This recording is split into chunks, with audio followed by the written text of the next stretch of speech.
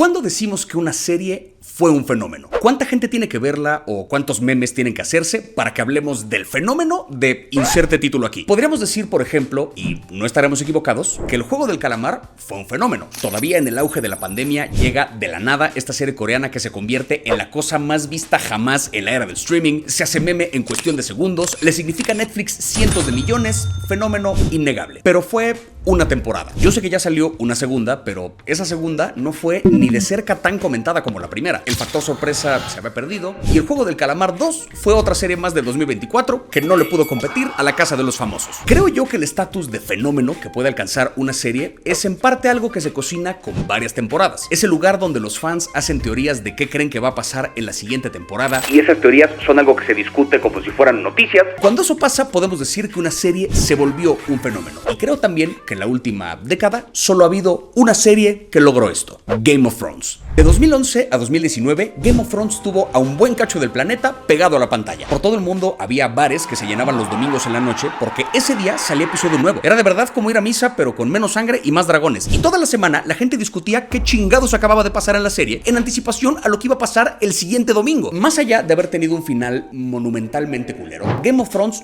fue un fenómeno. Eso nadie lo niega. Ahora bien, la tele ya operaba diferente. 2011 a 2019 fueron justamente los años donde el streaming se empezó a apoderar de la industria. Y encima Game of Thrones salía en HBO, un canal que había que contratar aparte del cable que uno ya pagaba. Si alguien no entendió esto último, o sea, tiene menos de 20 años, pregúntele a ChatGPT que era Cablevisión. El punto es que no era una serie de tan fácil acceso. Y por lo mismo, muchos de los récords que rompió, los rompió fuera de la tele. Era la cosa más vista mientras estuvo saliendo, pero porque millones de personas la descargaron ilegalmente. Eso no le quita el estatus de fenómeno, solo es interesante pensar que Game of Thrones fue un fenómeno porque mucha gente la vio, a pesar de que ya no era normal que tanta gente viera una serie. Pero antes de Game of Thrones hubo otro fenómeno televisivo que quizá fue el último en su especie. Una serie que tuvo un cacho importante de la humanidad semana a semana esperando episodio nuevo. Me estoy poniendo nervioso. Una serie que se volvió tan grande que hasta la pasaban en tele abierta. La última verdadera reina de la televisión, Lost. Para que se den una idea, el final de Game of Thrones, el episodio más visto de la serie al momento de su lanzamiento, tuvo alrededor de 13 millones de espectadores en Estados Unidos. Los primeros episodios de la segunda temporada de Lost tuvieron más de 20 millones cada uno. Esto tiene que ver con que la tele funciona diferente, ahora hablamos de eso, pero no quiero hablar de Game of Thrones, yo quiero hablar de una serie que está saliendo en este momento y que creo se parece un chingo a Lost: Severance. Tanto en Lost como en Severance hay un elemento de misterio. La isla desierta es igual de inexplicable que el interior de las oficinas de Lumon. En la isla, los sobrevivientes adoptan una identidad distinta a la que tenían en casa, así como en Severance, de plano son personas diferentes. Es ciencia ficción, tiene giros de tuerca poderosos cada par de episodios. Cuando quieres entender te recuerdan que no has entendido nada y sin embargo, Severance no está ni cerca de ser el fenómeno televisivo que fue Lost. ¿Pero por qué? ¿Por qué Severance no es tan grande? ¿Es por cómo opera la tele hoy en día? ¿Es por lo complicada que es la propia serie? ¿Es porque está en Nápoles y nadie tiene esa madre? Creo que estas dos series son un buen referente de cómo funciona la televisión y de cómo ha evolucionado.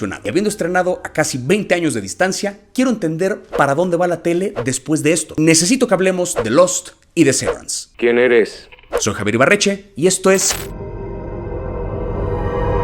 Vámonos en orden. ¿De qué se tratan Lost y Severance? Lost cuenta la historia de un vuelo, el vuelo 815 de Oceanic Airlines, que a medio camino entre Sydney y Los Ángeles se descompuso a la chingada y cayó en pedazos en una isla misteriosa en alguna parte del Océano Pacífico. Los sobrevivientes del accidente deben trabajar juntos para sobrevivir también a la isla y eventualmente encontrar la forma de salir de ella. Vemos flashbacks que nos muestran la vida de estas personas antes de llegar a la isla y cómo la isla les cambió la vida. Como Kate Austen, fugitiva de la ley que iba a ser encarcelada en Estados Unidos, pero la libra cuando su guardia muere en el avionazo. John Locke, que tras un accidente había quedado paralizado de la cintura para abajo, pero de pronto en la isla puede caminar perfectamente. Hay misterios como el de Hugo, que ganó la lotería jugando unos números que empiezan a aparecer en varias partes de la isla, y esto por mencionar apenas un par de personajes. Está Jack, el cirujano que había ido a Australia a recoger el cuerpo de su padre y al ser doctor se vuelve el líder por default de la isla. Sawyer, un estafador mal encarado y encantador que le lleva la contraria a todo mundo. Michael, que había ido a Sydney a reencontrarse con el hijo que no había visto desde bebé y cuya madre recién había muerto. Jean y Son, una pareja que estaba a dos de separarse, pero en el último minuto decidieron hacer un viaje juntos y escogieron este. Y todos estos personajes se enfrentan a una isla plagada de misterios inexplicables, como la presencia de osos polares, una nube negra que parece tener conciencia y la amenaza de un grupo conocido como los otros. Los otros.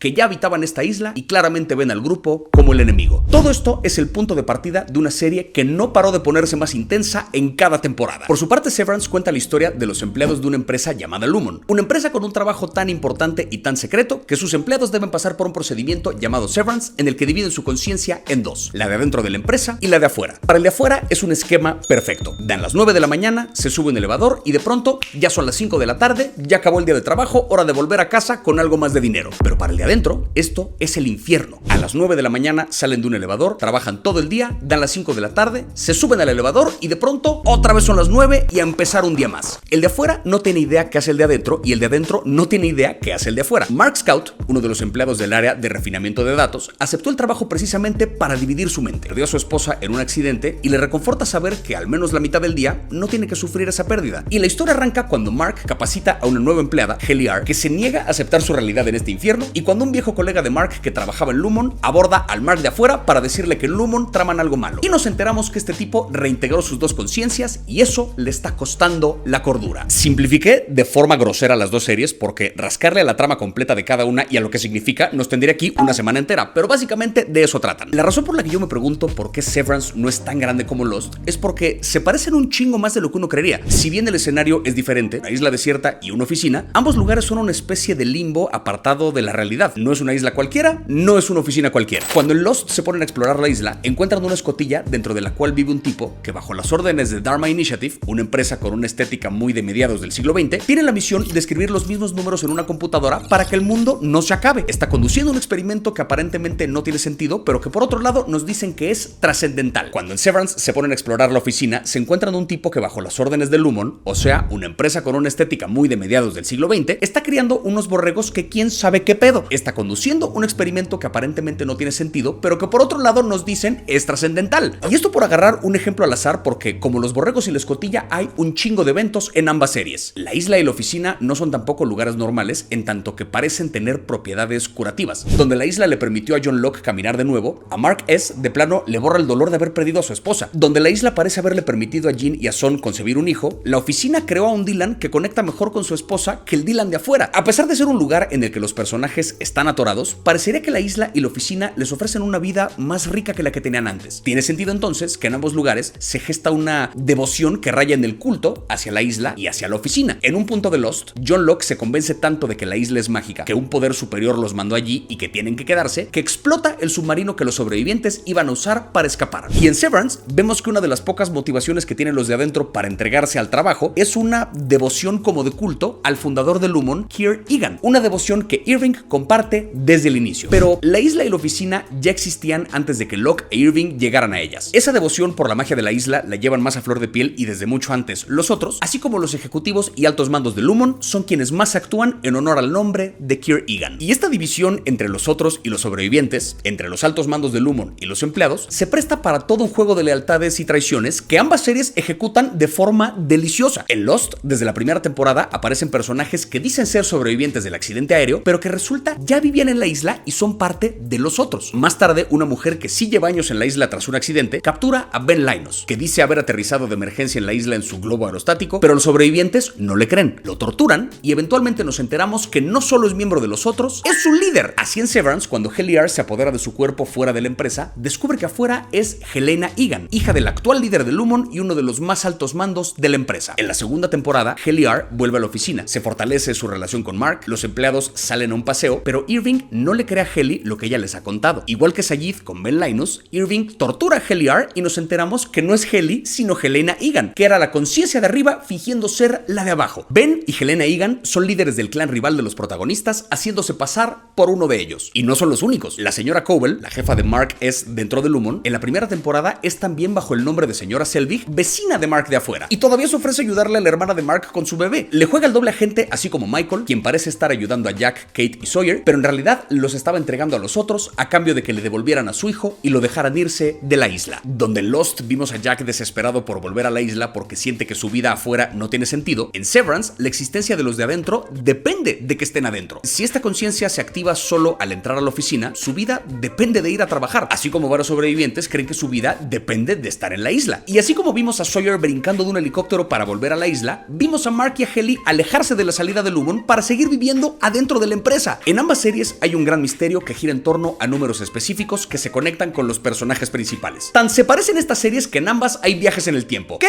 Sí. En Lost, cuando la serie ya empezaba a ponerse rápida y furiosa, los personajes encuentran un mecanismo que al girarlo, la isla viaja en el tiempo. Suena estúpido y un poco lo fue, pero ocurre. La isla entera se desplaza en el tiempo y empiezan a jugar con paradojas temporales. Una bomba que podría destruir la chingadera electromagnética que provocó el avionazo, pero que quizás sea la razón detrás del avionazo. En fin, el chiste es que hay viaje en el tiempo. Y en Severance, de forma más sofisticada, lo hay también. Cuando Mark empieza a reintegrar su conciencia, se empiezan a mezclar recuerdos del Mark de adentro y el Mark de afuera. Estando afuera, de pronto se ve adentro y ve la oficina y ve a la esposa que perdió. Sé que esto no suena a viaje en el tiempo, pero la doctora que reintegró a Mark le pregunta que dónde estaba. No que recuerda, sino dónde estaba. Porque si el ser depende de la conciencia, si Mark son dos personas porque es una por cada conciencia, entonces cuando el Mark de adentro es invadido por la mente del de afuera, está efectivamente moviéndose por el tiempo de cuando estaba afuera a cuando estuvo adentro. Eso es viajar en el tiempo. La isla de Lost de pronto daba brincos al futuro. ¿Qué tan diferente es eso de los brincos al futuro que da la conciencia de Mark? Sé que esto suena complejo, pero la serie lo es y es un poco la razón por la que me pregunto por qué no es tan grande. Lost y Severance comparten un chingo de cosas, pero Severance no está ni cerca de ser tan grande como en su momento lo fue Lost. Sí, hay una conversación en redes, el tema de dividir la conciencia se ha vuelto un mame divertido, pero los números hablan por sí mismos. Lost fue la serie con mayor rating de su época y por su parte, Apple TV está perdiendo literalmente cientos de millones de dólares al año produciendo contenido muy caro que no mucha gente ve. Y yo sé que Severance tiene el potencial de ser una de las grandes series de la historia, pero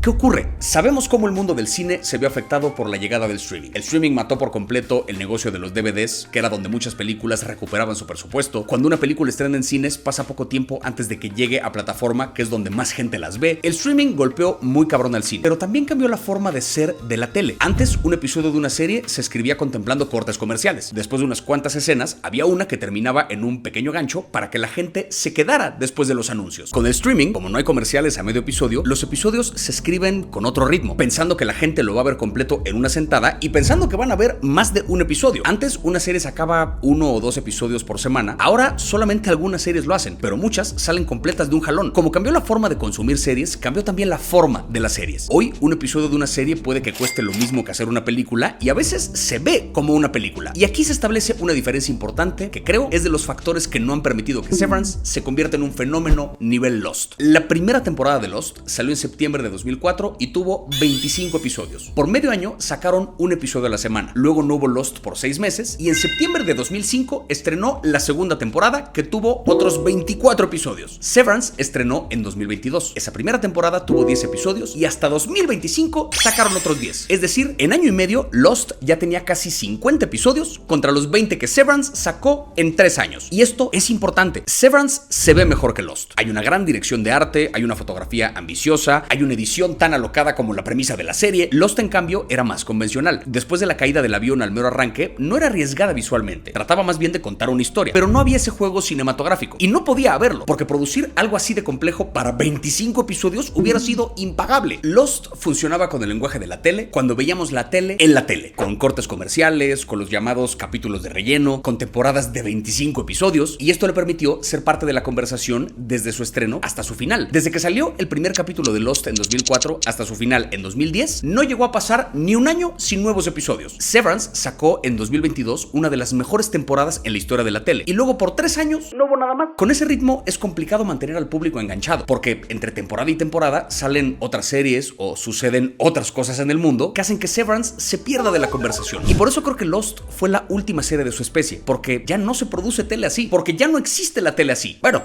existe, pero existe también el streaming. La tele en general ya cambió y no hay marcha atrás. Creo, por cómo se produce, por lo que cuesta, por la cantidad de capítulos que tiene, que Severance nunca será un fenómeno como lo fue Lost. Quizá la pregunta es si valdría la pena que lo fuera, porque si bien Lost produjo episodios de forma consistente durante 6 años, el final es una mierda. Quienes escribieron los misterios de la isla claramente no sabían cómo se iban a resolver. No había una meta clara para la historia y terminaron haciendo un final que a grandes rasgos era: estamos en el purgatorio, esto no pasó en la vida real. No mamen. En cambio, Severance, tomando tomándose su tiempo, ha construido un mundo perfecto que resuena con el nuestro, pero que claramente es ciencia ficción y es congruente con sus propias reglas. Yo no tengo pedo con que se tarden en hacer otra temporada si hacen otra igual de buena que las dos que ya hicieron. Y pensando en el futuro, en para dónde se va a mover la tele, creo que estas series también revelan algo interesante. Lost fue producto de su época. Tuvo un chingo de episodios, rating histórico y un final de mierda. Si ese final hubiera tardado más en llegar, si los guionistas hubieran tenido más tiempo, quizá le hubieran dado a la serie una conclusión con más sentido. Pero no podían esperar porque también había una exigencia económica. Había que sacar episodios para poder vender anuncios en esos cortes comerciales que tenían los episodios. Severance la hace Apple. ¿Se acuerdan cuando les dije que Apple pierde millones al año con su plataforma de streaming? Eso lo digo sin un poquito de lástima porque, de nuevo, es Apple. Esos cientos de millones que les cuesta la plataforma no son nada al lado de lo que la empresa se mete fabricando cosas que nada tienen que ver con la televisión. El cómo opera la empresa seguro es cuestionable. Esa es toda otra conversación. Pero pasa algo curioso. La plataforma de streaming no tiene que rendirle cuentas a nadie. No tiene que conseguir más suscriptores para mantenerse a flote. No le urge sacar más episodios de sus series populares solo para sacar dinero, porque ya tienen dinero. Pueden entonces permitirse gastar una cantidad obscena en una serie como Severance, que la serie no la vea tanta gente, tomarse años en hacer más temporadas y aún así seguirla haciendo. Me pregunto yo si esto dibuja el futuro de la tele, o al menos parte del futuro. Los grandes estudios de Hollywood cada vez les cuesta más trabajo recuperar en taquilla lo que gastan en sus películas. Y con la tele pasa lo mismo. Sus plataformas no generan ni de cerca el dinero que se gastan en hacer las series que viven en esas plataformas. Pero cuando una empresa del tamaño de Apple decide producir una serie, puede hacerlo con total libertad creativa y total libertad financiera, porque no vive de hacer series, sino de vender teléfonos. Y esos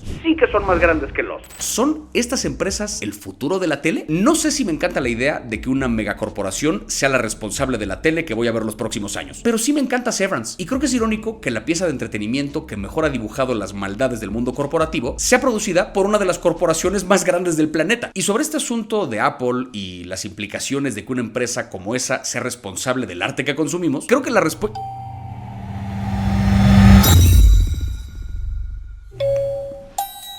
¿Cuándo decimos que una serie fue un fenómeno? Gracias por ver un video más de este canal. Tuve que improvisar un poco el set porque no estoy en mi casa, pero aquí andamos. No olviden suscribirse al canal, darle like al video, activar las notificaciones, la campanita, cualquier botón que vaya alrededor de la pantalla. Interactúen con él siempre y cuando sea positivo. Y díganme qué otra serie recuerdan que sea más buena que Lost. Yo me voy a tratar de olvidarla.